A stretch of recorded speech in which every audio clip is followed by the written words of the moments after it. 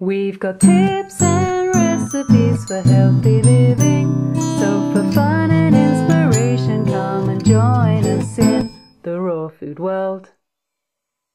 Wow. I mean, I've been fed a lot of, information. I know Richard Schultz says there's no pure water on the planet and it's all polluted. You gotta get purified water and stuff. But after hearing Daniel, you can't argue with that. I mean, that's what I love about your work. It just makes complete common sense to me, and it's just... It is common sense, but like we were talking about before, it becomes uncommon. In a place where everyone's gone mad or is uneducated, then common sense can be frightening, because people will say, you're talking about drinking water from out of the ground? Like water that's touched the dirt? Very scary to people. They forget that all the water does actually come from the ground anyway. So, people are nervous because they've lost common sense. What really makes the most sense to me is when we go back a couple generations and we look at how human beings have lived from just before now all the way back to the beginning. They always got their water preferentially from springs, and that's why if you pull out a map of the United States, you'll see how many towns are named something Springs, like Colorado Springs, or sometimes like Springtown or Springvale. You'll see names like that all the time because people would found the town around the spring. This spring is the same way. They founded this area around this spring. People forgot about it. They forgot about it for so long that this building was in disrepair until recently they refurbished it. They built a high school next to it. They've forgotten how sacred it is. In fact, the Historical Society is who's rebuilding and caring for this spring because it's historical, but not because they drink the water. I don't even know that anyone even comes to drink. I haven't personally seen anyone drinking out of this spring. It's funny. They know it has historic value. They've forgotten that they can build themselves out of it. They don't know that there's levels of health and consciousness that can emerge within from consuming it. But actually this spring has a huge history of healing tuberculosis, of healing cancers, and of healing several other disorders. And people did come and stay here for months at a time. And you'll find that's true across the board, all over the United States and all over Europe, where that healing therapy of balneopathy, of taking to the waters, has tremendous history and tremendous body of wisdom that's almost lost. So close to being lost that if you Google balneopathy, you can barely find anything. That's shocking because you can find everything on the internet now. That one's almost lost, but we're bringing that back, and that's why I'm doing the findaspring.com project, which allows you to find springs everywhere in the world. The reason we're doing that is because we're trying to bring that back, because we understand that there are stages even beyond when we really clean up our diet. What's next after that? Once we've cleaned up the food, what's next? Well, what's next is water. And there's levels beyond that. What's after water? Air. What's after air? Fire. All of the elements. Food is the earth elements, one element of our health approach. But we need a well-rounded health approach. We want the whole package. This is an important part of the package. I'm just sitting here in front of this spring listening to Daniel here, and I'm just getting higher and higher the longer I stand here. It's quite amazing. And I have one last question for you about this. So not everybody, like even if with your website, not everybody can get spring water right next to their houses. I mean, we encourage people to do that. What do people do? What do we do? Yeah, so everything starts in stages. We all have to start where we're at. And the most important thing is that we're enjoying where we're at and that we feel love about the place where we're at. So what doesn't work is to eat an inferior food with guilt. Better to eat that food with joy, because you'll digest it better, you'll feel better, and you won't create the metabolic poisons that fear or pain or sadness creates. Similarly, we're all at different places in what I call our water strategy. I'm at the point in my strategy where I gather all my water from springs and I do it in glass bottles with corks. That took me years to get to. That's an accomplishment. And I had to chisel away at that over the course of years. Of course, I started out on tap water. I then went to bottled water. Then I went into different filters, and I played with the Brita type filters, and I played with more advanced reverse osmosis filters. Some people get into distillation. All of those things are stages or steps, but the goal for a lot of us is to get back to nature. If your goal is really to get back to nature, then the idea would be to find water from nature. There's actually springs positioned all over the world. You can get spring water pretty easily right outside of any city that you're in. In fact, I even know of a spring right on Staten Island. I mean, it's like even in the worst places, the deepest, darkest cities, there's springs. However, we start where we're at. If you're filtering water, great.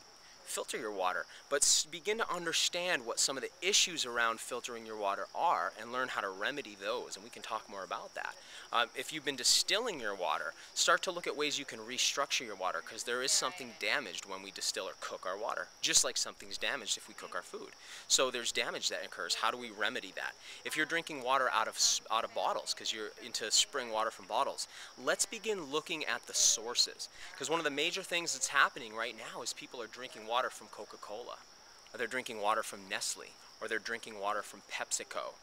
And if you look at where your spring water is coming from, you might find it's actually a tap. You might find it's actually well water. Even some of the real famous spring waters that we import from different places. For instance, Fiji water. Is it a spring or is it a Fijian well? Isn't it funny that we ship water from Fiji from a well when people right down the street from you have wells? It's interesting.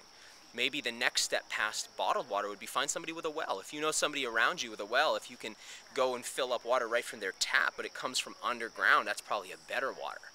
And get on findaspring.com, take a look at that. Now that's a user-supported website, so if you find a new spring or there's a spring you know of that's not on there, you can easily submit it so other people can find it. And we can build a database of springs everywhere so you have free water wherever you go. If you're buying your water, you're buying your blood. Let me say that again. If you buy water, you're paying money for your bloodstream. That's a very fascinating idea. Our blood is the gift of the earth, and our blood's made out of the blood of the earth. When we drink this water, we'll be made from the water from here. That's how we tune into the elements. If I drink water from Fiji, and I make my blood out of Fijian water, and I eat an apple from New Zealand, so then my tissues are being made from stuff from New Zealand, suddenly I'm not in harmony with my environment anymore. Suddenly I'm made out of all these discordant places. What if I ate the food from here, drank the water from here, breathed the air from here, and tuned to the sun here? I would be made of the four elements of this place. That's an important place to get to, but it could take you years. So set your goal, know where you're headed. You're headed towards natural water. Wherever you are is fine, because everything in life's a transition. So we keep transitioning to higher and higher levels, but if we don't know where we're trying to get to, we're never going to get there. So point your focus towards the idea of getting into the best water that you believe is best for you. Maybe you don't buy into this idea, that's okay.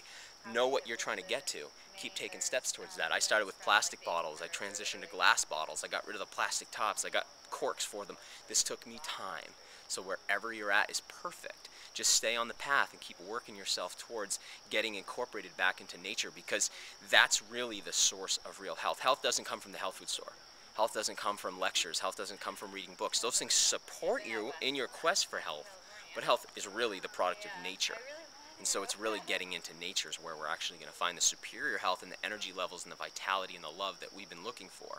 Everything else just helps us get there. But that's the goal, and that's why we drink water from nature. Nice. Right on. Should we, Let's head inside. let's do it. I'm actually excited to get closer and closer to the spring.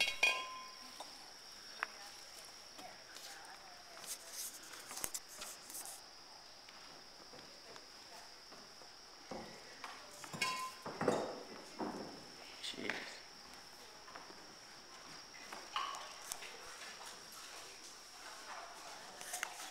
I'm quite curious how he's going to extract the water from this hexagonal spring we got going on here.